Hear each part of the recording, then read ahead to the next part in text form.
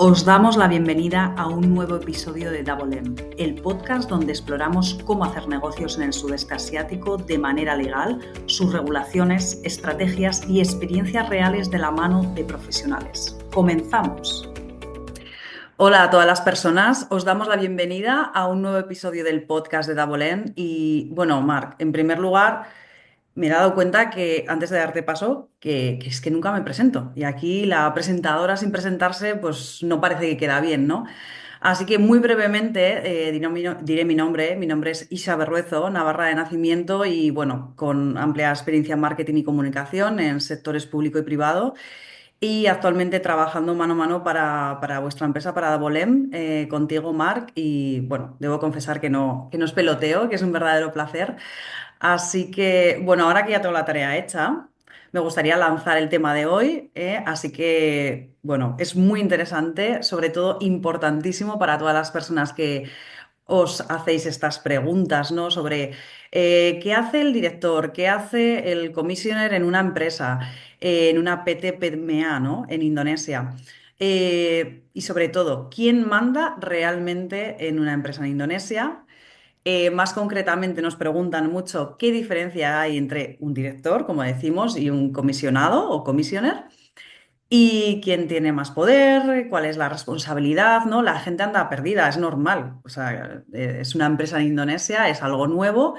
Y para eso, que son muchas preguntas, tenemos, como no, a Marc Alonso. Así que, bueno, ahora ya sí te doy paso. Director de Davolén y asesor empresarial. ¿Qué tal, Marc? Bienvenido. Muy bien, hola Icha, muy bien. Encantado de estar aquí de nuevo con vosotros. Y nada, lo que comentas, pues sí, la estructura organizativa de la empresa, cuáles son los representantes legales, pues obviamente es una de las preguntas más comunes, ¿no? Y siempre hay diferencias. Y Indonesia además tiene una figura distinta que siempre nos preguntan, que es la del commissioner, así que creo que es un tema muy acertado para hoy. De acuerdo. Así, Sí, sí, no, la cosa es que yo creo que hay que poner un poco las cartas sobre la mesa, ¿no? Porque ¿qué hace cada parte? En términos simples, ¿eh? Que luego ya entraremos en profundidad más adelante, que tengo muchas preguntas que hacerte, pero en términos simples, ¿qué hace cada uno? pues así de forma muy simplificada, lo que la audiencia tiene que saber cuando crea una sociedad, que hay, vamos a decir, dos órganos de dirección dentro de la empresa, ¿vale? Entonces, de estos órganos tú puedes tener uno o varias personas, pero lo que tienen que tener en cuenta es que están los directores y los commissioners, ¿vale? Direcsi y comisaris en indonesio. ¿Cuáles son las responsabilidades así muy básicas de cada uno? Pues por un lado tienes el director, o de que puede ser uno o varios. Entonces la dirección lo que hace es gestionar el día a día de la empresa, pues firmar contratos, gestión de las finanzas diarias y la representación legal de la empresa. Vale, lo voy a dejar ahí porque es un tema muy largo, entonces vamos a ir por paso. Y luego por otro lado está el comisario, el commissioner, que es un órgano de supervisión. Entonces, no gestionan, pero supervisan a los directores y se aseguran que cumplen con la dirección de la compañía y que están alineados también con los objetivos de los accionistas. Entonces, Marc, a ver, los directores como tal ejecutan, ¿no? Es lo que estás diciendo, y los commissioners, los comisaris, ¿no? En indonesio, supervisan, pero bueno, esto mucha gente en la audiencia lo sabe, ¿no? Pero así, vamos, di algo un poco más específico, ¿no? Vamos ya a entrar un poco en materia. Vale, pues a ver, un poco lo que tienen que tener en cuenta es que el director es como el representante legal y es el que ejecuta, ¿vale? El que debe, vamos a decir, hacer que las cosas sucedan. Y el comisario, el commissioner, lo que hace es supervisar que esas cosas que están sucediendo están alineadas con el plan estratégico y con lo que aprobaron los accionistas en la última Junta General de Accionistas. Entonces aquí lo que tenemos que tener en cuenta es que el commissioner supervisa y se asegura que las decisiones que están tomando los directores están alineados con los objetivos de la empresa. Luego ya más adelante, pues comentaremos de qué manera lo pueden hacer y cuáles son específicamente las decisiones que van tomando los directores. Sí, sí, porque en el día a día, en la parte operativa, hay muchas tareas diarias. Entonces la gente sí que nos pregunta, ¿no? Y al hilo de esto, me gustaría saber, por ejemplo, si yo soy directora de una empresa aquí en Indonesia, ¿de qué sería responsable? Así, a grandes rasgos. ¿Vale? Pues tú serías responsable un poco de llevar el día a día de la empresa. Pues, ¿qué tienes que hacer? Primero la gestión diaria, la gestión operativa del negocio. Pues tomar las decisiones diarias, ejecutar las decisiones estratégicas y tomar los pequeños pasos que hay que tomar para cumplir esas decisiones estratégicas. Asegurar que la empresa pues paga a los proveedores, paga los impuestos, asegurarse también que la empresa cumple con las regulaciones, con las leyes, con las obligaciones no solo legales, sino también operativas y regulatorias. Y luego también es la persona responsable de cara pues, al personal y al resto de empleados. Y al final tú eres un poco pues, el responsable de la empresa y al final, como eres el que toma todas las decisiones, como el director toma todas esas decisiones, pues también al final lo que sucede es que él es el responsable legal de la empresa frente a la ley Mm. y responde y él es el que responde legalmente de la empresa.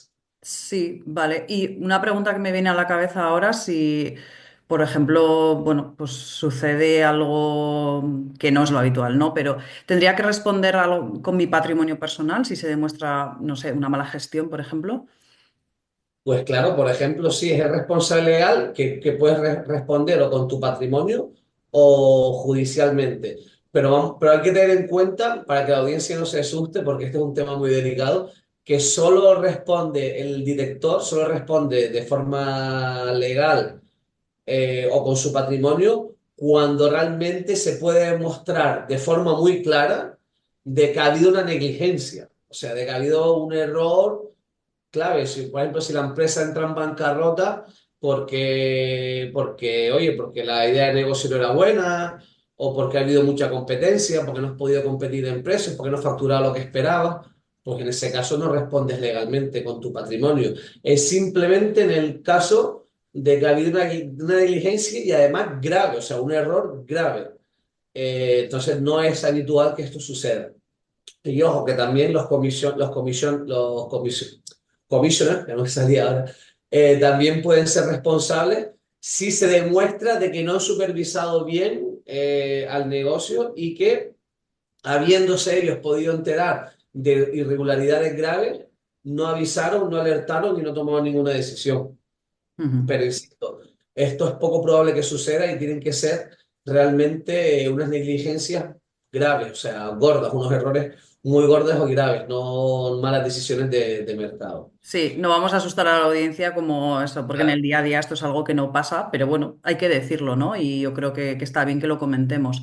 Así que pongámonos un poquito prácticos, no sé, ¿cómo se elige a los directores y a los commissioners en una PTPMA? Vale, pues básicamente los nombran los accionistas. El primero, cuando la empresa se constituye, una de las decisiones que tienen que tomar los accionistas es nombrar a los directores y nombrar a los comisiones. Puedes nombrar a más de uno. Los directores pueden haber tantos como quieras, pero si hay más de uno, uno tiene que ser el director, que es un poco el que, vamos a decir, que tiene la última palabra. Y no tanto que tiene la última palabra, sino el responsable de convocar la junta de dirección y convocar la junta general de accionistas. Y luego también lo mismo con los commissioners. Puede haber más de uno, pero si nombras más de uno, uno tiene que ser president commission. Y luego, una vez están nombrados, que la primera vez se nombra cuando se hace la Junta General, perdón, cuando se hace la constitución de la empresa, luego posteriormente, una vez al año, tiene que haber una reunión general, una Junta General de Accionistas. Y en esa Junta, siempre por obligación, se tiene siempre o mantener en la posición a los directores existentes o nombrar a nuevos. Pero siempre se tiene que revalidar revalidar la Junta General, la Junta General de Accionistas se tiene que revalidar siempre a todos los directores y a todos los comisiones o nombrar a los nuevos. De acuerdo, sí, entendido, entendido. Y bueno, hablábamos antes de que si alguien no está haciendo bien su trabajo, hay irregularidades, pero ¿qué es lo que sucede, ¿no? En términos prácticos, si una persona que tiene el puesto de director, directora, commissioner, ¿no? No está haciendo bien esto, este rol, este trabajo, ¿no? Claro. Pues a ver, aquí depende. En el caso de que sea el director el que esté cometiendo irregularidades, lo habitual es que sea el commissioner que se dé cuenta. En ese caso, el commissioner sí que tiene la potestad de suspenderle temporalmente y en el máximo y un periodo máximo de 30 días está obligado a convocar una junta general de accionistas para ver si los accionistas deciden definitivamente despedir a este director y nombrar a alguien nuevo. En el caso de que sea el comisario el comisario o el commissioner el que no esté haciendo bien su función, en este caso los directores también pueden convocar a una junta general de accionistas y comunicarlo a la junta general y que luego los accionistas toman la decisión o ya se espera hasta que llegue esa junta general y los accionistas toman esa Sí, decisión. Entonces sí. siempre vamos a decir que el que falla, el otro, el que lo detecta, notifica, pero siempre la decisión la toman los accionistas. De acuerdo, de acuerdo. Ya vemos aquí que hay un poco eso, ¿no? Estamos todo el tiempo, si os dais cuenta, lo digo a la audiencia esto, porque comisionado, commissioner, comisaris, en fin, supervisor, esto es con lo que os tenéis que quedar, porque sí que es cierto que, bueno, pues entre mezclar indonesio, inglés, castellano, o sea, tenemos aquí una mezcla de idiomas, pero Sí. bueno, que nos quede claro, cuando hablamos siempre de esa figura, comisionado, comisario, comisaris. En fin, commissioner, estamos hablando siempre de esa misma figura, ¿eh? Lo digo por si acaso, ya sé que la gente lo sabe, me diréis, ya lo sé, ya lo sabemos, pero bueno, por si acaso quería hacer ese matiz. Y bueno, hemos hablado un poco en líneas generales más de lo que hablan los directores, los comisionados, etcétera. Entonces, pero ¿hay algún requisito específico para ocupar, vamos a decir, estos cargos en Indonesia? ¿Cualquiera puede serlo? Una buena pregunta. Pues no, no cualquiera puede ser director o commissioner en una empresa en Indonesia, pero casi cualquier persona lo puede hacer. Una serie de requisitos legales que hay que cumplir, pero bueno, no es complicado, no es que haya que haber estudiado en la universidad para poder ser director, no, no es eso. Entonces, lo primero es que tiene que ser una persona física, no puede ser una entidad jurídica, o sea, tiene que ser una persona de carne y hueso, tiene que ser mayor de edad, no puede estar declarado en bancarrota, no puede haber llevado bancarrota a otras empresas previamente, o sea, no puede tener tampoco condenas por delitos financieros o corrupción y no puede ser funcionario del gobierno indonesio. Si eres funcionario español, pues no hay problema. O funcionario de otro país, pero puede ser trabajador del gobierno indonesio. Y luego también es importante, en el caso de los directores, si el director es extranjero, pues es de obligatorio cumplimiento que el director tenga un quitas. Lo recomendable es que sea un quitas de trabajo. En el caso de commissioner, no es necesario ni obligatorio que tenga quitas en caso de ser la persona extranjera. De acuerdo, de acuerdo. Y si, por ejemplo, alguien dice, ya, pero yo puedo tener dos empresas en Indonesia, puedo ser director en ambas. No sé, esa es una pregunta muy recurrente también. Sí, esa la verdad que nos la hace muy a menudo. Pues a ver, tú puedes ser director como extranjero de varias empresas. No hay límite el número de empresas en las que tú puedes ser director. Lo único que no deberían ser empresas del mismo sector para que no haya nunca un conflicto de intereses dentro de esas empresas o dentro de ese sector. Entonces, una de las partes podría quedar perjudicada y si, por ejemplo, tú eres director de dos empresas del mismo sector y por alguna razón te denuncian por mala gestión, por haber defendido el interés de una en vez de la otra, pues ahí vamos a decir que tienes una debilidad, ¿no? Tienes una exposición de riesgo. Entonces no es lo habitual. Aquí, de todas maneras, lo más importante que la audiencia tiene que saber, y esto es algo que mucha gente no sabe, es que por cada empresa en la que tú seas director, tú tienes que tener un quitas y no puede ser un quítate inversor, sobre todo a partir ya de la segunda empresa en la que es director, sí o sí tienen que ser quitas de trabajo. Y claro, pues entonces tienes que pagar un quitas por cada empresa que te tiene contratado y eso al final pues tiene un coste de dinero. Pero si tú pagas el quitas por cada empresa que es director, no hay problema siempre y cuando cumplas todo lo que dije anteriormente. Pues ser mayor de edad, no estar en bancarrota, no tener condenas por delitos financieros o corrupción, etcétera. Pero sí podría ser, por ejemplo, comisioner de otra empresa, ¿no? Puedo ser director de esta y comisioner de otra. Sí, también lo puede ser, pero en ese caso también en el caso que ya seas director de una empresa y luego seas comisionado de otra, deberías también tener un quitas por esa segunda empresa en la que eres comisionado también. No Interesante. solo para los directores, o sea, si eres solo commissioner de dos empresas no pasa nada, pero si tú eres director de una y luego commissioner de tres, pues deberías tener cuatro quitas. Pero si Wow. eres commissioner solo de tres empresas, no tienes que tener quitas. Vale, vale, interesante. Entonces ya el hecho porque vamos a decir que el hecho de estar trabajando en Indonesia como director ya te obliga a tener quitas y ya luego por cada empresa que te contrata adicionalmente necesitas tener un quitas. Sí, tiene sentido. Así que, bueno, yo creo que si alguien está pensando en abrir una empresa en Indonesia, no solo tiene que elegir bien en este caso, ¿no? A sus directores y comisionados, tiene que asegurarse que se cumple con todas estas normativas, ¿no? Porque hemos visto, pues bueno, algunas irregularidades que, bueno, que nos ha venido de gente que no, bueno, pues que se abrió la empresa en su día, luego ha abierto otra y, bueno, no se lo habían especificado bien y es cierto bueno, pues que hay unas normativas que cumplir y, bueno, con saberlo es suficiente, ¿verdad, Marc? Correcto. Y además lo que siempre dice la ley, ¿no? Hay que seguir la ley aunque no se sepa. Y si tu asesor, por ejemplo, no te notifica y tú no lo sabes y cometes un error o una irregularidad, igualmente eres responsable, ¿no? Entonces la ley no omite o sea, la aplicación de la ley no puede estar omitida por desconocimiento. Sí, sí, es Es así. importante estar bien asesorado siempre para saber qué decisiones tomar y hacer las cosas bien. Sí, así es. Y de hecho, bueno, tenemos un vídeo de cómo, porque mucha gente también nos pregunta, ¿no? ¿Cómo abrir una empresa en Indonesia, etcétera? Entonces, para no interrumpiros este vídeo, os hemos dejado la descripción, el link, perdón, de este vídeo que os comentamos de cómo abrir una empresa en Indonesia en la descripción de este vídeo, en la cajita de descripción, así que lo podéis ver después. Podemos seguir entonces con este vídeo. Pero antes de seguir con las responsabilidades de cada parte, de resolución de conflictos y demás, me haría mucha ilusión, y esto lo quiero pedir a la audiencia, ¿no? Pues que haya pues, un like, que os suscribáis, que nos comentéis, porque es verdad bueno, aunque os parezca una tontería, y me pongo seria, nos da muchísimo ánimo, ¿vale? A seguir con este proyecto, porque sabemos que es un proyecto bonito, sabemos que es un proyecto que la gente nos demanda, porque nos demanda ese tipo de información y es una manera de crear esa pedagogía, vamos a decir, empresarial en el extranjero, ¿eh?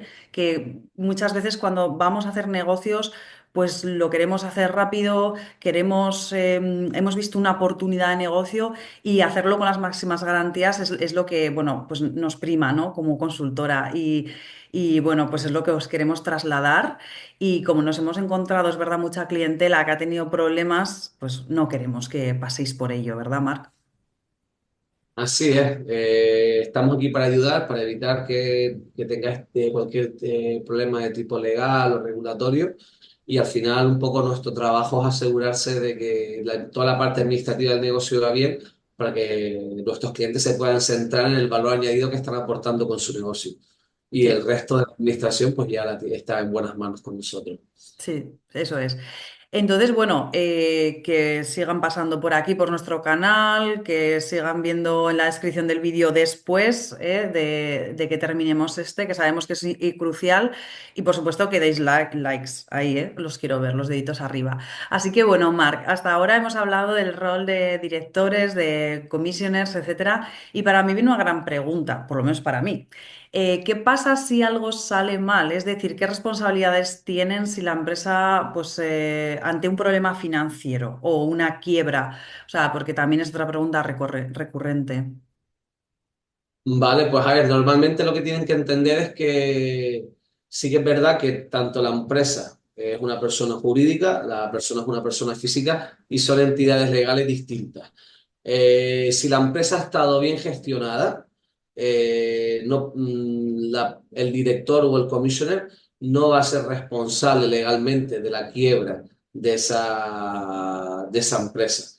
Entonces no hay ningún problema, siempre y cuando pues, que se haya gestionado la empresa responsablemente y que aparte lo más importante también es si la empresa entra en quiebra, hacer la notificación de bancarrota lo antes posible para un poco también nosotros eximirnos de una mala gestión a frente de la empresa.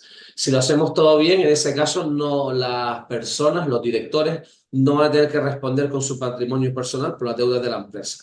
Es muy importante, aprovecho también para recordar que las empresas en Indonesia, sobre todo las empresas de capital extranjero, obligatoriamente, por definición, van a ser de responsabilidad limitada. Cuando siempre se hable de PMA, el apartado PT quiere decir empresa de responsabilidad limitada. Por lo tanto, los accionistas, ni los accionistas ni los directores van a responder con su patrimonio por las deudas de la empresa.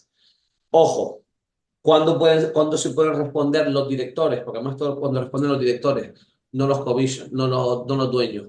En el caso de que ha habido una negligencia por parte de la dirección y que se les pueda considerar responsables de llevar a la empresa a la bancarrota. Pues, oye, por ejemplo, si has firmado un contrato de suministro que no hacía falta, que era muy claro y muy obvio que no hacía falta, en el cual se demuestra que tú te has lucrado y que por culpa de eso ha entrado la empresa en bancarrota, pues, por ejemplo, ahí sí que se te podría acusar legalmente y tú podrías ser responsable de esa deuda. Pero si es por el mercado, porque ha entrado un competidor nuevo, porque no has podido vender tanto, porque tenías un proyecto pensado que iba a salir y al final no sale, pues por ese tipo de situaciones de mercado, no, el director no va a ser responsable legal de la empresa ni va a tener que responder con su patrimonio personal. O, por ejemplo, que un director firme contratos fuera del objeto social de la empresa. Entonces, claro, es una cosa que no tenía nada que ver, no está dentro del mandato de la empresa, ¿vale? O si, por ejemplo, has sacado el dinero de la caja que tenías para pagar la materia prima que necesitabas para producir tu producto y te lo has gastado en cosas que no tenían nada que ver o te lo has puesto al bolsillo, pues ahí sí que puedes responder tú. Pero vamos, tienen que ser actos en los que se pueda demostrar legalmente que han sido fraudulentos, que ha habido una mala gestión, entonces sí. Pero si no, si es una operativa normal del día a día, no hay ningún tipo de responsabilidad legal por parte del director, ni de los commissioners, ni de los accionistas. Claro, claro. Sí, sí, que yo creo que hay que conocer la normativa, ¿no? Que no es como aquello de, bueno, tan fácil como decir, la empresa quebró y aquí no ha pasado nada, ¿no? Que si la quiebra se demuestra que es culpa del director, bueno, pues, a ver, es raro, ¿eh? O sea, no es un caso para Claro, nada habitual. nada. Yo personalmente no lo he visto. Pero vamos, que podría acabar pagando de su bolsillo, pero es que esto pasa en cualquier empresa del mundo, ¿no? O sea, quiero decir que no es Sí, algo que no suceda en otros lugares como España, sí. etcétera. Pero Es bueno, parecido a la jurisprudencia de otros países en ese aspecto, o sea, no es claro. nada de lo que preocuparse. La gente que ha tenido negocios en otros países pues sabrá que es igual. Pero vamos, yo quiero aquí un poco, porque creo que estamos asustando a la audiencia con todo esto, que la mayoría de veces no pasa nada, que por gestión habitual y normal del negocio o porque el negocio no vaya bien, a nadie le va a pasar nada y ni nadie va a tener que responder con su patrimonio. Entonces, Sí, bueno, que no se asuste la precisamente, audiencia cuando sea director. Eso precisamente estamos pasa. haciendo al contrario, Mar. Estamos intentando decir que esto es el caso más raro que se pueden encontrar, como bien dices, ¿no? Pero Exacto. claro, eso, o sea, por lo Y que menos si, que y que si las conozcan la cosas ley. van mal, Mm. claro, que si las cosas van mal no pasa nada. Lo que hay que hacer es no simplemente declarar la bancarrota si se ve que ya la empresa ya no puede dar más de sí y ya está. Y en ese caso se declara la bancarrota, ya entran administradores especialistas en bancarrota y ya luego pues se liquida la empresa y se paga a los deudores. De la Sí, misma sí. manera que se haría en cualquier otro país, muy parecido. Sí, como en otro país, ¿no? Pero bueno, yo creo que en esta consultora, yo creo que somos bastante puristas, ¿no? Con el tema de la ley, siempre comentamos todo, por lo menos para que las personas que vayan a abrir una empresa, abrir un negocio y tal, conozcan toda la ley. Nos gusta al menos ser claros, ¿no? Con todos los puntos. Y bueno, y yo creo que se puede entrar a considerar la parte ahora positiva, ¿no? ¿Qué derechos tienen estos directores, que estos commissioners? Porque, bueno, después de todo, como hemos dicho, no va a ser todo riesgo, responsabilidades, que todo suena tan negativo, ¿no? Claro. Pues a ver, totalmente. Lo habitual es que el director, ya que está haciendo un trabajo, pues tiene derecho a cobrar un sueldo y a representar legalmente a la empresa eh, en todos sus ámbitos de relaciones con el exterior, ¿no? Pues a la hora de firma de contratos, de acuerdos comerciales, y en el caso que hay que ir a tribunales, pues también es el responsable. Eh, y luego, pues obviamente, tienen derecho a tener un sueldo, están reconocidos dentro de los documentos de la empresa, en las escrituras tiene que estar nombrada la persona, entonces tiene derecho de representación de la empresa. Y luego normalmente también los comisarios, los commissioners, también tienen derecho a una compensación, aunque en este caso no siempre tienen un sueldo. El director lo más habitual es que sí, el commissioner pues es opcional, siempre y cuando lo aprueben los accionistas en junta. Vale, y hablando de estas, bueno, de estas reuniones, ¿no? Por ejemplo, bueno, en estos consejos, en estas reuniones, los accionistas, por ejemplo, pueden cambiar, como hemos dicho, a los directores y comisionados en cualquier momento. O sea, esa es una pregunta que me ha venido antes y al hilo de esto que comentabas, no sé, ¿qué te parece? ¿Se puede en cualquier Sí, momento? sí, sí, sí, claro, en cualquier momento los accionistas si ven que el director que tienen no está haciendo un buen trabajo, se está equivocando, los accionistas pueden en cualquier momento convocar una junta general de accionistas y siempre y cuando se cumpla el quórum, que para nombrar al director necesitas una mayoría simple del 50% del valor de las participaciones que estén representadas, que estén... no que estén representadas en la reunión, sino que tengan de porcentaje en la empresa más del 50%, lo pueden cambiar. En el caso de que no se llegue a ese quórum, en la siguiente reunión valdría con la mayoría simple de las personas de los accionistas que sí que estén en esa junta. Eh, y luego también lo que comentamos anteriormente, si por ejemplo el commissioner detecta que el director está haciendo un trabajo negligente o que está cometiendo, no está siguiendo con el plan estratégico, etcétera, él puede, vamos a decir, congelar al director de sus funciones y luego convocar a una junta general de accionistas, explicar a los accionistas lo que está sucediendo y luego ya los accionistas toman la decisión de si quieren que esta persona siga como director en la sociedad o no. Mm. Entonces, se puede esperar también a que llegue la reunión anual y cambiarlo ahí, pero si no, si se quiere cambiar inmediatamente, se convoca una reunión extraordinaria, una junta extraordinaria y se cambia el director, se cambian los commissioners, se pueden también modificar los sueldos. En ese aspecto, los accionistas tienen total control y dominio, lo pueden cambiar en cualquier momento. De ¿Vale? acuerdo. De acuerdo. Y no sé, me gustaría imaginar un escenario donde, bueno, parece que estamos hablando de conflictos, pero es que nos tenemos que poner en todos los escenarios.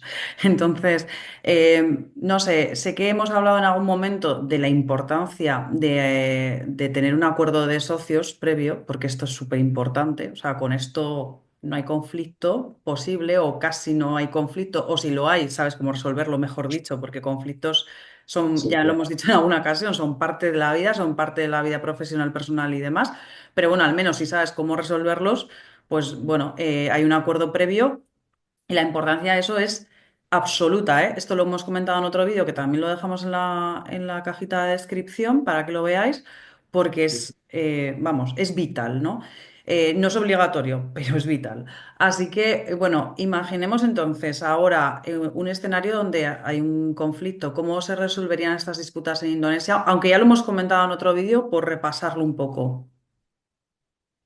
Pues bueno, primero, si la audiencia nos ha hecho caso a nuestras recomendaciones, pues ya tendrán un acuerdo de socios ya implantado y ahí seguro que en el acuerdo de socios pues ya tendrán la manera de resolver esas disputas. Pero como por desgracia la mayoría de empresas se constituyen sin acuerdo de socios, pues probablemente no se pueda resolver a través del contrato y haya que resolverlo pues de una de las maneras de las múltiples maneras que hay.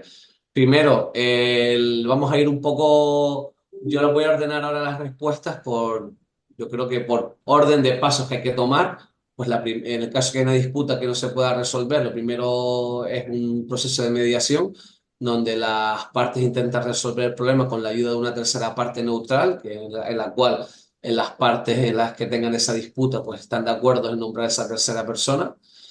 En el caso de que no se pueda resolver de esta manera, Siempre está el arbitraje. Nosotros normalmente los contratos que redactamos siempre recomendamos resolverlos por arbitraje porque son, al final, una corte de arbitraje es como un tribunal profesional al que tú le pagas y hacen y ese tribunal de arbitraje pues hace un poco la función de un tribunal público y de la figura de juez. Entonces ellos intentan resolver el conflicto sin ir a juicio en base a la regulación aplicable del contrato.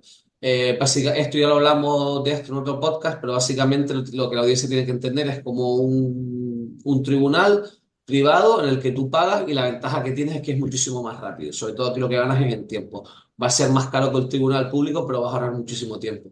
Y esto es importante porque cuando hay un conflicto importante y la empresa está bloqueada, claro, no se pueden tomar decisiones importantes. Entonces, cuanto más tiempo se tarde en resolver el conflicto, y por desgracia, pues los tribunales públicos de Indonesia, pues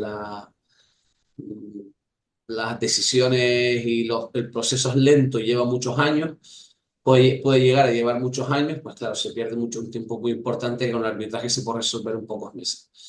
Y después del arbitraje están los tribunales normales, los tribunales públicos, que es a donde podríamos llegar si vemos que la mediación no funciona o si no queremos utilizar el arbitraje. Porque normalmente otra cosa que la audiencia tiene que saber es que el arbitraje, una vez se toma una decisión de arbitraje y ambas partes que quieren resolver el conflicto acuerdan resolverlo a través del tribunal de arbitraje, luego uno no puede decir, no, no, yo no estoy de acuerdo, vamos al tribunal público. No, no, tienes que acatar la decisión del arbitraje. Entonces, es arbitraje o tribunal, no y. Mm, Entonces, bueno, se puede ir a los tribunales también de Indonesia. Luego, una cosa que también es importante, aprovecho para que la gente lo sepa, y es que tú en el contrato, aunque estemos haciendo, por ejemplo, imagínate que estamos en un negocio tuyo, IXA, y tenemos una disputa, podemos poner en el contrato que como tú y yo somos españoles, aunque estemos haciendo el negocio en Indonesia, podemos resolverlo con jurisprudencia española en los tribunales de España. Siempre y cuando se incluya en el contrato que tenemos, podemos resolver nuestras disputas legales en España, con tribunales de España, o lo podríamos resolver en Singapur o en Estados Unidos si nos da más fiabilidad. Entonces se puede elegir siempre la ley aplicable y los tribunales o tanto de arbitraje o tribunales públicos que se quieran. ya, pues la verdad que sí, que yo creo que está bien recordárselo a la audiencia, porque aunque en el vídeo que hablamos del acuerdo de socios, ahí es donde entramos en materia más profunda de todos estos temas, de los conflictos, de cómo resolverlos. Pero está bien hacer yo creo que volver a comentarlo porque muchas veces dices, bueno, pues somos españoles, lo que dices, pues igual podemos resolverlo, ¿no? En los tribunales de España y es clave, ¿no? Tener las reglas claras desde el principio para evitar Claro, conflictos que cuando llegan, porque llegan, hay mecanismos para solucionarlos, que no solo hablamos o sea, de conflictos muy graves, sino de conflictos del día a día, ¿eh? O sea, pero eso ya lo podéis ver en otro vídeo, no lo vamos a destripar ahora. Pero que eso, que no os hundáis en batallas legales interminables, que no hace falta, que un acuerdo sí, de no vale socios la pena. hagáis, perfecto. Claro, con un acuerdo de socio ya tenemos las reglas de juego y casi todos los posibles conflictos ya están recogidos como se van a resolver. Así de esa manera ahorramos tiempos, disputas, dinero y ya Eso está, ¿no? es. Si tenemos también un problema con el director también, pues se puede redactar también, oye, qué cosas que sí se puede tomar el director, cuáles no, cuáles los accionistas, y de esa manera también regularlo para que no haya problemas ni con el director ni con los comisiones. Así que también que el acuerdo de socios, porque yo creo que la gente, a lo mejor la audiencia estará pensando, ahora porque hemos empezado a hablar de esto, que no tiene nada que ver con los directores y tal, pero entonces yo creo que es importante que la audiencia sepa que en el acuerdo de socios también puedes regular la relación de los directores con los socios. Y muchas veces uno de los socios es el director. Entonces hay que saber regular qué decisiones toma el director y cuáles se tienen que tomar en Junta General de Accionistas. Entonces está todo relacionado. Sí, y de hecho por eso hemos hablado de este tema tan importante. Y Mar, una pregunta clave aquí. ¿Qué puede firmar exactamente un director en Indonesia y en qué casos pueden intervenir los commissioners? Muy bien, pues esta sí que es una pregunta clave y yo creo que es importante, sobre todo porque los accionistas o quien vaya a montar una sociedad tiene que saber qué documentos tiene que firmar los directores y cuáles los comisiones para saber un poco a quién puedes poner en cada posición. Sí. Entonces, bueno, lo veo adecuado. A ver, el Consejo de Administración, bueno, los directores, que en España serían el Consejo de Administración, tiene autoridad para representar legalmente a la empresa. Y aparte, son los responsables de firmar siempre los contratos y acuerdos que vinculan a esa empresa con proveedores, con clientes, así que con las vinculaciones que tienen con el resto del mundo. Sin embargo, también los commissioners tienen que firmar muchos documentos porque tienen que aprobar. Vamos a decir que los directores son los que proponen y firman y dan las ideas y llegan a los acuerdos, pero muchas veces muchos acuerdos tienen que estar firmados por ambos. El director, que es un poco el que gestiona y tiene que proponer y estar de acuerdo, pero luego el commissioner tiene que aprobar. Entonces, pues por ejemplo, los contratos comerciales, los contratos con clientes, con proveedores los tiene que firmar siempre el director, ¿vale? En este caso el director y el commissioner normalmente no los tiene que firmar. Luego, en el caso de contratos laborales, si el director es local, es indonesio, los puede firmar. Si el director es extranjero, el director no puede firmar contratos de trabajo. Y esto es importante y es una de las, vamos a decir, de las cosas que la audiencia normalmente no sabe, ¿no? En Indonesia, los contratos laborales los tiene que firmar siempre el director de recursos humanos. Y por ley, el director de recursos humanos de una empresa tiene que ser de nacionalidad indonesia. Entonces los contratos de trabajo siempre están firmados por el director de recursos humanos que es local. Entonces estos contratos no los tiene por qué firmar el commissioner, en cualquier caso. Luego, por ejemplo, una apertura de una nueva cuenta bancaria lo tiene que firmar el director y lo tiene que firmar el commissioner.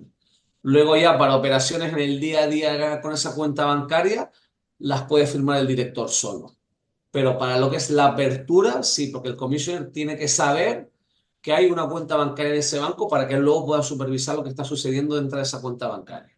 Entonces, para la apertura sí, para luego ya modificaciones y demás del día a día, no hace falta que el commissioner firme.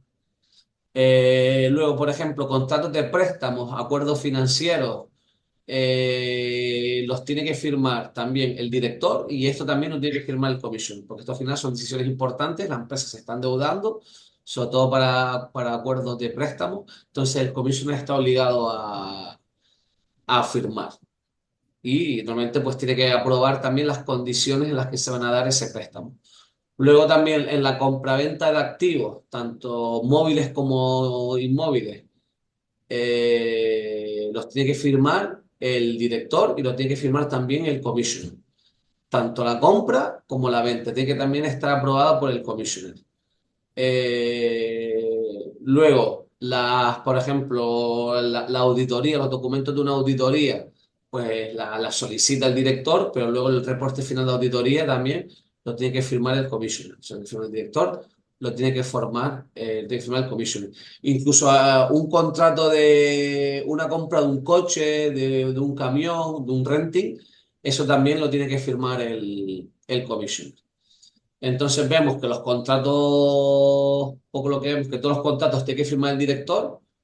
Los contratos comerciales, por ejemplo, habituales del día a día, los firma solo el director, pero luego cosas especiales, insisto, nuevas cuentas bancarias, préstamos, compraventa de activos, vamos a decir que son decisiones que pueden afectar a la salud financiera de una empresa, los tiene que firmar siempre el commission. Vale. Y lo único, por ejemplo, contratos, no sé, operativos, ¿no? ¿Los firman los comisionados o solamente, yo qué sé, en casos de que estén incapacitados o ausentes? Eso es lo que yo tenía entendido. Claro, no, los contratos normalmente operativos del día a día con la firma del administrador, del director, es suficiente. Pero Vale. pues imagínate que a lo mejor pues el director está de baja, está hospitalizado o demás, temporalmente el commissioner eh, puede llevar a cabo la función de director durante un periodo de tiempo hasta que se recupere el director o hasta que la junta de accionistas, hasta que los accionistas nombren al nuevo director. Pero eso sería solo en excepciones momentáneas. Pero si no, las decisiones operativas las toma siempre el director, no el commissioner. El commissioner solo aprueba decisiones estratégicas y solo las aprueba, no las propone. Él De solo da su acuerdo. aprobación. De acuerdo, de acuerdo. O sea, en el día a día, bueno, los directores, vamos a decir que son los que llevan las riendas. Si alguna razón, por alguna razón, no entiendo, no pueden actuar, pues son un poco los otros, ¿no? Los comisioners, los que entran en acción, pero entiendo que con ciertos límites temporales, como dices. Y luego, bueno, también entiendo que, por ejemplo, no sé, se me ocurre. Si yo como comisioner decido ir a la empresa un día, ¿no? Y preguntar pues los balances, justificantes de pago, cualquier otra cosa, entiendo que, por ejemplo, el director me los tendría que proveer en este caso. Pues muy buen punto, claro, esto es importante, ¿no? El commissioner tiene la obligación de supervisar el trabajo de los directores y si hace una mala supervisión podría ser también responsable legal. Entonces, obviamente, se le tiene que dar, se le tiene que dotar a los commissioners de los recursos para que ellos puedan, puedan realizar ese trabajo de supervisión. Entonces, como bien dice, el commissioner tiene el derecho de siempre poder ir a la oficina y que le den acceso a la oficina, a cualquier despacho, a cualquier zona de la empresa, está obligado, el director no se puede negar, no, comisionado no puede entrar aquí a la oficina, eso no lo pueden hacer.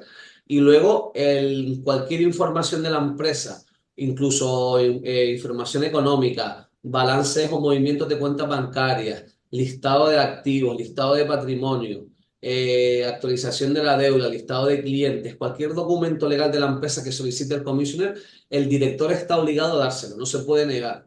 Entonces, cualquier información que requiera o cualquier visita que quiera hacer, se le tiene que dar la información y se tiene que aceptar la visita. De acuerdo. Sí, es que al final yo entiendo que cada empresa lo define, ¿no? En los estatutos y yo es que cada vez, bueno, tengo más claro, ¿no? Que un acuerdo de socios es lo suyo. Estamos realmente haciéndolo, ¿no? En la consultora, haciéndolo muchísimo, cada vez más, en diferentes áreas, porque, bueno, se personaliza mucho, ¿eh? No, no es una cosa que, primero, bueno, el deseo de cada socio, nosotros tenemos una estructura, sabemos, bueno, cómo gestionarlo, cómo hacerlo, para que luego no tengáis estos problemas. Pero es que realmente, bueno, o sea, sin un acuerdo de socios, pues ya veis, ¿no? Lo que, en fin, lo que pueda haber. Muchas veces, incluso la parte, ¿no? De quién hace qué, los roles, las responsabilidades, los salarios, en fin, que todo quede tan claro, es que tranquiliza muchísimo, porque nos llevamos tan bien al principio, todo es fantástico, pero después es que los problemas pueden llegar y bueno, pues se puede entender la buena fe de las partes, pero no, no a veces sucede, en fin. Entonces, bueno, no quiero entrar en eso, pero sí que entrando en estas responsabilidades ya veo que no es solo firmar y ya está, ¿no, Marc? No, no solo firmar, claro, tiene una responsabilidad muchísimo más importante, porque al final, sobre todo el director es el responsable de gestionar el día al día de la empresa. Entonces tiene una serie de obligaciones legales que cumplir y también fiduciarias, que no se pueden tomar a la ligera, hay que tenerlas muy en cuenta. Entonces esto es importante que cualquiera que acepte el cargo de director en una empresa de Indonesia lo tiene que saber. Vamos a repetirlas un poco y refrescarlas para que estén bien claras y prefiero repetirme un poquito y que queden los conceptos claros. Entonces, decisiones y responsabilidad del director. Repetimos, pues, decisiones del día a día y tomar las decisiones siempre velando por el mejor de los intereses de la empresa y de sus accionistas. Entonces, tomar las decisiones del día a día de la empresa. Obviamente tiene que firmar contratos, todos los contratos tienen que estar firmados por el director y representar a la empresa delante de los tribunales y representar los acuerdos comerciales y también asegurarse que los acuerdos comerciales que él firma se cumplen. Sí, sí, sí. Esto es Y importante, esto no me lo solo puedes poner firmar, en un sino ejemplo. cumplir lo que se firma. Perdona, Marc, te he interrumpido. Sí, Perdóname. dime. Pero sí que estaba pensando yo, vamos a ponerle a la audiencia un ejemplo de esto, ¿no?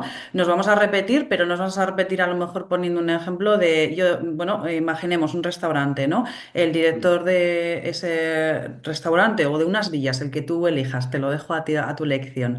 ¿Qué sería esa gestión de la empresa? Pues a ver, si es un restaurante, pues se tiene que gestionar primero de que haya personal para atender esas comidas, que se puedan entregar los platos que hayan, que se hayan un poco el menú que se haya acordado, pues que un poco que se pueda entregar, asegurarse que hay dinero para pagar a proveedores, Ujú. asegurarse que hay dinero para pagar los sueldos, asegurarse que la empresa tiene un asesor fiscal que le dice los impuestos que hay que pagar y asegurarse que se pagan, e insisto, pagar a los empleados siempre. Un poco pues la operativa, asegurarse que la operativa del día a día va bien. Y luego pues en el caso de la villa, pues oye, asegurarse también de que está publicada, que existe esa propiedad para su alquiler en las distintas plataformas o sea, hay distintas plataformas en las que se pacten con los socios, asegurarse que la casa está en buenas condiciones, que se limpia, etcétera, etcétera. Un poco, Asegurarse, ¿eh? No trabajar, es decir, no eso, publicar, por cierto. claro, no necesariamente publicarlo, pero asegurarse de que se hace, Mm. asegurarse de que hay gente haciendo esa labor Eso es. y que se pagan los impuestos y que si hay que tener unos requisitos, la propiedad tiene que cumplir unos requisitos, pues que las cumple, etcétera, etcétera. Vale. Sí, eso, pues tener un, ¿no? O sea, actuar con la responsabilidad para proteger esos intereses de la empresa, ¿no? De alguna manera. Claro. Y Y luego como dice, evitar que no haya negligencia, pues por ejemplo, si tú sabes que tienes un consumo aproximado de, yo qué sé, gente que tienes un asador de carne y que de media vendes 50 kilos de carne al día, pues cuando vayas a hacer un pedido a un proveedor, pues asegurarte que estás pidiendo, oye, si pido para 10 días, porque estoy pidiendo como mucho 500 kilos de carne. claro, No pedir 25 toneladas claro. cuando no la voy a vender y no tengo un almacén. Eso sería negligencia, cosas muy obvias. Decir, oye, estoy pidiendo algo que, y luego sabiendo que no voy a tener luego el dinero para pagar. Entonces, oye, pues si hago un pedido, pues me aseguro que voy a tener el dinero para pagarlo. Ujú. Vale, vale. Sí, era por verlo en un ejemplo, ¿no? Y así la audiencia se puede hacer un poco idea de qué es gestión, qué no. Pues, por ejemplo, o sea, el hecho de estar promocionando tu villa, si eres un director, pues no es tu caso, ¿no? Teniendo un investor quitas. Porque no tienes el, digamos, el permiso de trabajo relacionado, que esto ya lo comentamos también en otro vídeo, pero sí que es cierto que, bueno, tener un poco en cuenta qué se puede hacer y si no, pues mira, en la cajita de descripción tenéis nuestro contacto. No dudéis en preguntarnos porque cada caso es un mundo, así que para que sigáis la ley y no os pilléis los dedos, consultarnos sin problema. Así que, bueno, yo por mi parte, algo que no quiero que se nos pase, Mar, es quién se carga, por ejemplo, de los estados financieros y de presentar los resultados de la empresa, que es bastante importante. Claro, sí, sí, esto no lo habíamos comentado todavía, pero es una parte de la responsabilidad de los directores. Los directores, aparte, están obligados a reportar a los accionistas y esto al final es una de sus principales funciones. O sea, se tienen que asegurar que la empresa pague primero los impuestos correspondientes y las seguridades sociales correspondientes. Como dije antes, también asegurarse que se cumple la ley. Oye, pues que si tienes a alguien contratado que se le pague por lo menos el salario mínimo, etcétera, etcétera, si hay algún tipo de convenio, pues que se respete. Y luego también es importante decir y que sepan que los directores son los responsables de preparar las cuentas de la empresa, presentárselas a los accionistas, asegurarse de que esas cuentas que se presentan a los accionistas reflejan de la forma más fiel posible los resultados reales de la compañía. eh, y tienen que convocar también la junta de accionistas una vez al año, tienen que convocarlo, el director normalmente es el que la convoca, pues convoca a los accionistas y a los commissioners. Y luego también, pues si se acuerda un plan estratégico, también es el obligado de cumplimentar ese plan estratégico. Y normalmente lo habitual es que ellos presenten un plan estratégico, el director presente un plan estratégico a los propietarios de un poco del plan que se quiere ejecutar para el año siguiente. De acuerdo. Y bueno, sí, por ejemplo, nos hemos encontrado un caso hace poco, por cierto, que los estados financieros tenían algo de información falsa. ¿Qué pasa con esto? Como...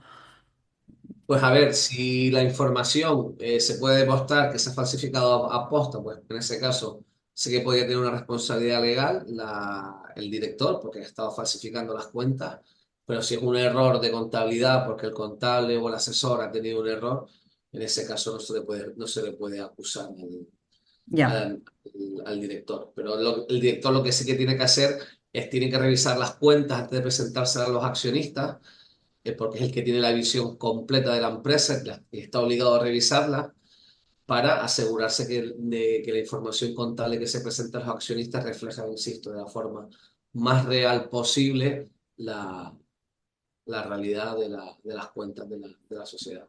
Ya, y tú recomendarías, por ejemplo, contar con, bueno, auditorías o expertos, ¿no? O en este caso. Claro, lo habitual, sobre todo para empresas de cierto tamaño, si la empresa es muy pequeñita, pues no vale la pena porque va a ser más fácil de controlar.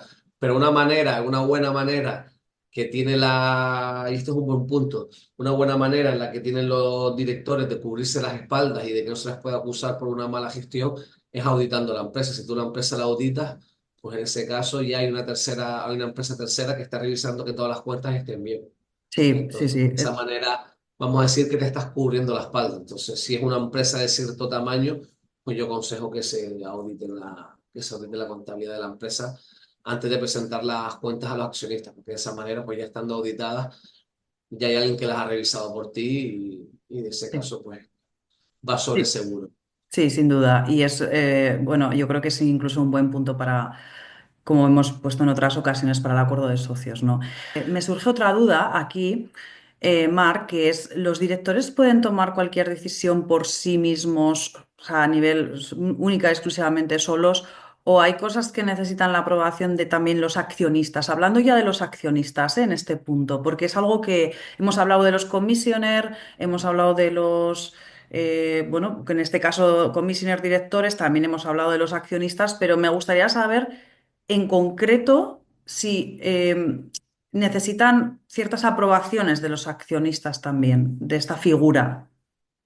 Pues, a ver, la mayoría de decisiones las pueden tomar los directores con los comissiones, la mayoría de decisiones, pero sí que es verdad que hay una serie de decisiones que se tienen que tomar en la Junta General de Accionistas, como pueden ser la modificación de los estatutos de la empresa, aumentar o reducir el capital social, la distribución de dividendos, pues también es competencia de los accionistas, y luego pues la venta también de activos estratégicos o claves para la empresa, como la venta a lo mejor pues, oye, pues de un terreno grande, de las oficinas donde está la sede social, etcétera, o luego de realizar cambios estructurales como son fusiones o adquisiciones de otras empresas.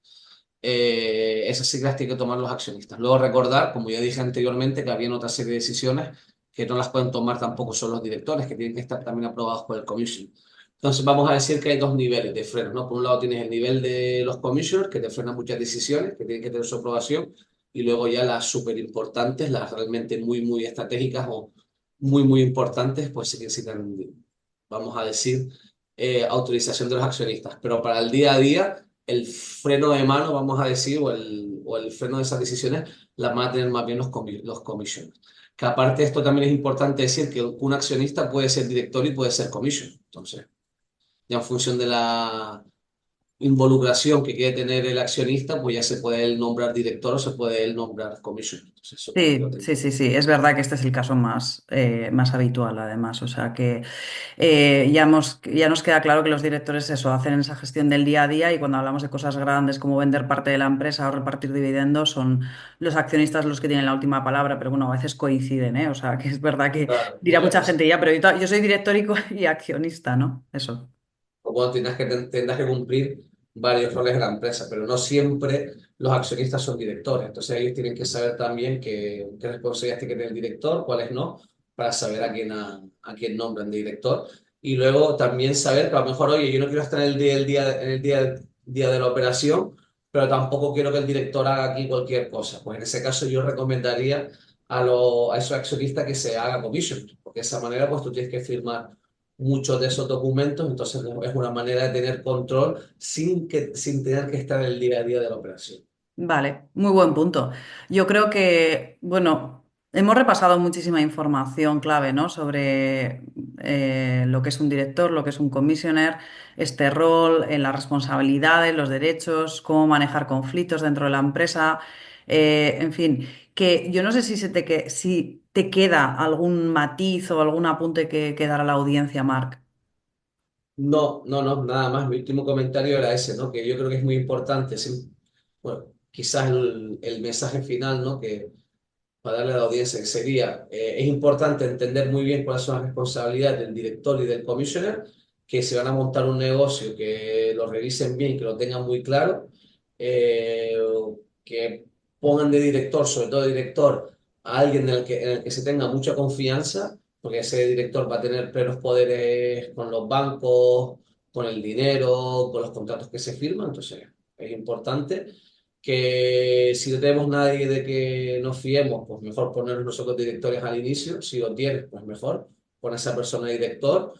Y si te fías de él, pero quieres echarle un ojo para que tampoco se te descarrile y tome cualquier dirección, pues te puedes poner de commissioner, que el commissioner además no necesita quitas, que puede ser commissioner sin tener que ser residente en Indonesia, que es que el director normalmente tiene que residir en Indonesia, porque tiene que tomar las decisiones del día a día de la operativa. Entonces el director sí que debía residir en Indonesia, el commissioner no hace falta. Que lo entiendan bien y que a pesar de estos frenos que ya vienen un poco en la regulación de Indonesia, eso nunca va a cubrir la función que te va a hacer el acuerdo de socios. Entonces el acuerdo de socios nos va a ayudar a darle forma a todo esto. Si hay decisiones que queremos tomar nosotros como accionistas o no estamos de acuerdo con esta estructura que viene ya preestablecida, se puede modificar a través de un acuerdo de socios, que el acuerdo de socios además se va luego posteriormente a registrar, se puede registrar en las escrituras. Entonces puede ser un poco como un poco la ley de empresa, la ley dentro de la empresa. Entonces, bueno, que hay mecanismos un poco para darle forma a todo esto, pero que es importante que lo sepan, que sean conscientes y que tengan mucho cuidado a la hora de elegir el director y al comisionado. Vale, Ese qué, sería mi último consejo. qué buenos consejos y de hecho te has dicho algo que lo has pasado así y yo, bueno, tenía esa pregunta que me quedaba para terminar el podcast. Eh, Has comentado por encima el permiso de residencia. Es algo que también nos preguntan y antes de terminar es una pregunta que quería hacerte. Así que, bueno, ¿qué nos dices? ¿Hay que residir? ¿No hay que residir? Esto es algo que es muy recurrente. Claro. Pues a ver, el director tiene que tener quitas. No necesariamente está obligado a residir permanentemente en Indonesia, pero sí que tiene que tener un permiso de trabajo quitas.